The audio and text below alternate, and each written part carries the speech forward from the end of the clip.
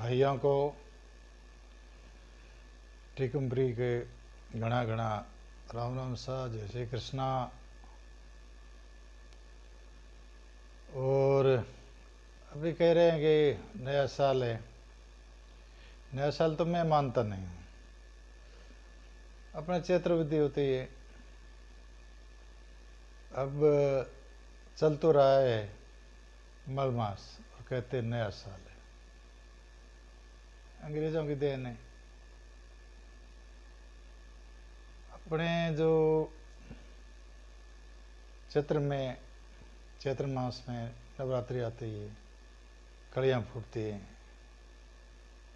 प्रत्येक मनुष्य पे, प्रत्येक जानवर पे, प्रत्येक पेड़ पौधे पे उसका असर होता है। ये काय का है मल मास और कह रहे हैं कि नया दिन। खैर कोई बात नहीं है, वो जाने उनके काम जाने। मैं आपको एक छोटी सी ये है कि सुबह सुबह पानी गर्म क्यों रहता है। कवियों की कथनी है, वैज्ञानिक कारण तो दूसरा ही होगा, तो मैं आपको सुनाना चाहता हूँ। अच्छे लगे तो कमेंट्स दे, लाइक करें, सब्सक्राइब दे, और कमेंट्स देना चाहते कमेंट्स भी दें। एक नगरी में राजा राज्य करता था। बहुत अच्छा राजा था। और वो सुबह सुबह क्या है कि वेश बदल करके नगरी में चक्कर लगाया करता था। तो चक्कर लगाया करता था तो क्या है, सुबह बाखुटी हुई जना आप एक कुएं में किया भी बाजरे पानी खींचते थे। तो राजा भी देखियो देगी भी हमारी नगरी में केड़ा लोग है, तो थोड़ी परीक्षा भी जाऊँ पे कहें बेहता। तो घोड़ो नीचा उतरे, गया बाइलिया गुड़ी। बाइलिया ने पूछो कि हाँ भैया, तो हाँ भैया कहा हाँ बा, कारण के बेस बदलो तो जन राजा लगता को था। तो हाँ बा कहीं कहना चाहो तो के भैया देखो दे चढ़स निकालो थे तो ये मैंने बाफा निकले पड़े। मैं की बहाती भी जो बड़े होएगी, तो बहाती भी को बड़े तो होना ही ठाए पर चिड़ी मोहना मोरा माँ बाप ही खाई ओड़ी में थोड़ा बताया तो ओड़ी बताओ। तो थोड़ा सा कवि ने सब हिसाब से कहा है, काहे कारण प्रातः भभाते पानी। सुबह सुबह पानी गर्म क्या होता है, ये अपना टाँका है, घर के अंदर टाँका है, उसके अंदर की पानी गर्म रहता है। हालांकि वैज्ञानिक कारण कुछ और ही होंगे, लेकिन कवि की कथनी भी अच्छी है, बहुत अच्छी है। तो एक लड़के ने जवाब दिया, एक बादल ने जवाब दिया कि एक दिन लंकपति हरि श्री राम की रानी, कोप भय दशरथ के नंदन, अंजनी पुत्र हुओ अगुवान।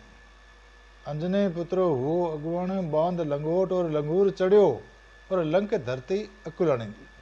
लंका धरती धोजन लागी, जाहे समुदर पूस बुझाई ते ही कारण प्रात भबाते पानी।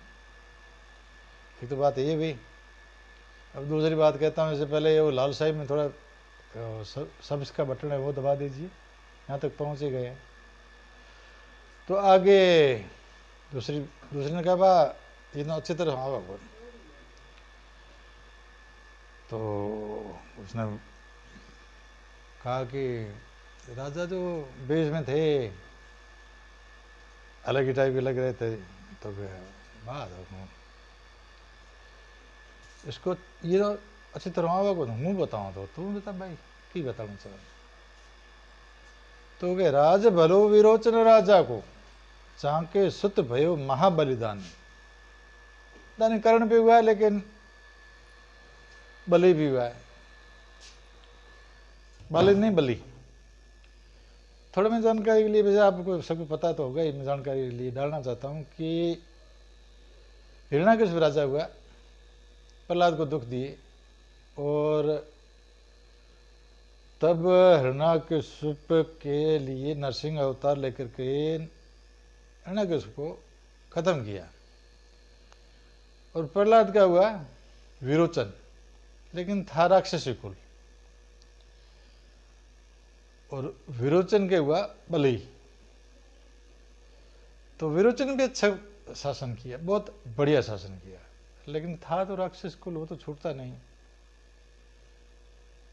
और उसके बाद में प्रहलाद की अपने विरोचन के बाद में आया बलि। बलि बहुत अच्छे रास्ते पे चल रहा था, लेकिन उनके गुरु दैत्यराज ने उनको थोड़ा गलत रास्ते पे डाल दिया। तब सुबह यज्ञ कर रहा था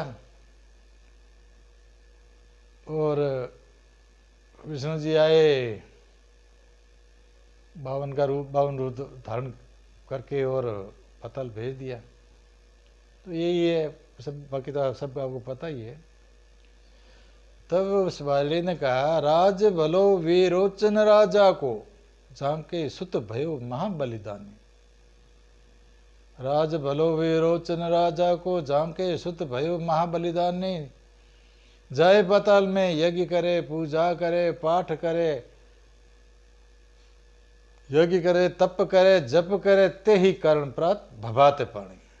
तो ये तो दोनों भाइयों की बात हुई, भाइयों की। अब आपके ऊपर ही छोड़ता हूँ कि इसमें किसने अच्छा जवाब दिया। धन्यवाद।